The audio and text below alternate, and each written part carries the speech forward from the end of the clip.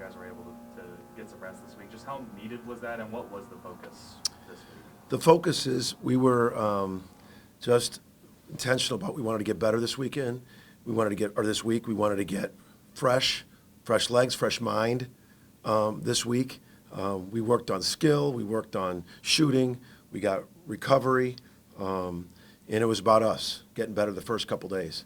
And then obviously we turned our focus to Oklahoma State and what we have to do to play well against them.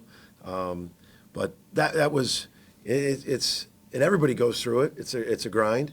But we're the last team in the Big 12 to get that bye week, and it was coming at a good time. I felt that, it's every 3 days since Christmas for these guys, and so about us getting fresh legs, fresh mind, skill work, free throws, shots, reads on ball screens, a lot of skill, work in practice, not as taxing on your body, and then we went the last couple days have been about Oklahoma State.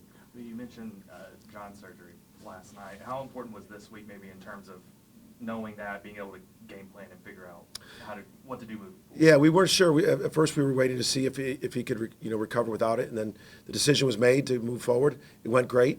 So there's we don't know the exact timetable, but we're hopeful about that. But there's clarity. There's clarity, and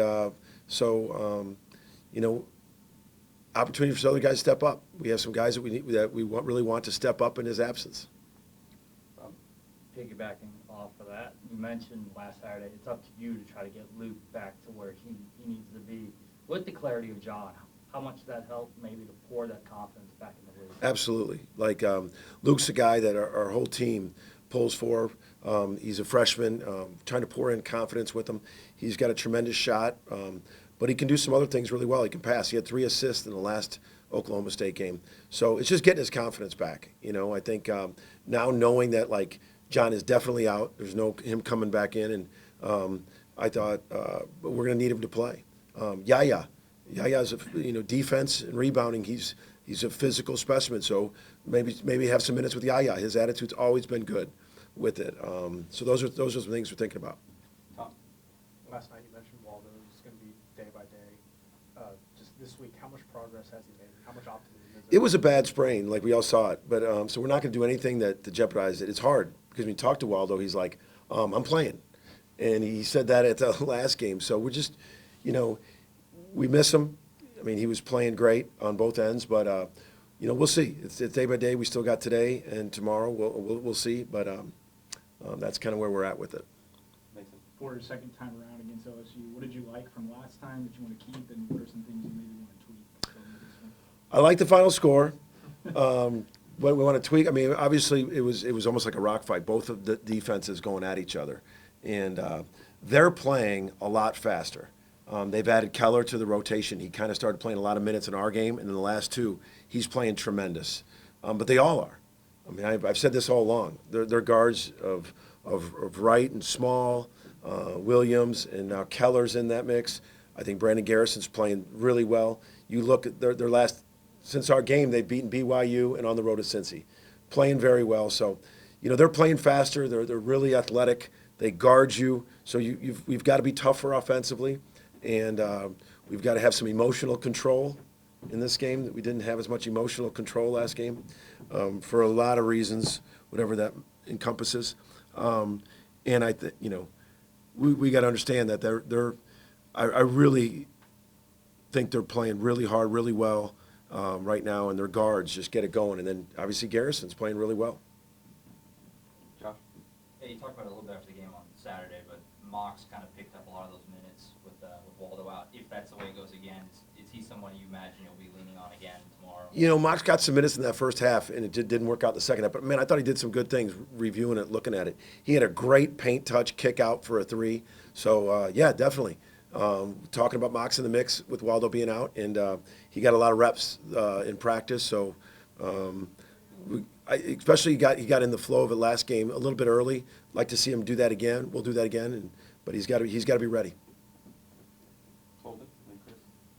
Porter, I know you and Mike have talked about keeping this rivalry going in future years, but maybe it's a neutral site or whatever. Is there anything, getting to play at Gallagher-Iba for potentially the last time that you kind of, in a little bit more, or just, knowing what it would mean to this fan base to get the win? I personally don't think this is the last time we play. I see a world where this great rivalry continues. I don't know when that is, based on a lot of logistical factors, but I see a world in when this great rivalry continues. Chris, coming off a bye week like this, is there anything you do different or any discussion with the players about how they need to come out fast, even though they haven't played a game in a few extra days? No, I mean, not an emphasis. We feel like we always got to come out and defend and get our pace going early, but nothing different based on having a bye week. We haven't really addressed that a little bit. I mean, I haven't. They might have talked about themselves, but for us, we've been really focusing on what we got to do to get better, and especially I think it gives us a pause to like just all right. John's out, Waldo hasn't played, Waldo's out, depending. So let's go. There's no and I thought they had that against Kansas. I really did. I mean, we were up 11 with 2 minutes left to go. Some of you, maybe it was you, one of you guys asked me, maybe, yeah, it was about the last 2 minutes of that Kansas game. And I said, you know what, I think you're right. I'm going to look at that. Holy cow. Those last 2 minutes of that Kansas game, we were up 11. We went in up 5, and we felt like it was almost a loss, right? Like we went, man, we had that opportunity. And so I say that with our guys didn't go in there thinking like, man, we're down 2. They went in there believing. And that's the way we are too. And I think this bye week, to be able to decompress and let all that absorb, I think our guys had a great focus this week. And but we know, I mean, make no mistake about it. They all watched the game at Cincinnati. They've seen a ton of clips from the BYU game. They know that Oklahoma State's playing as good as a lot of people in this league, as anybody.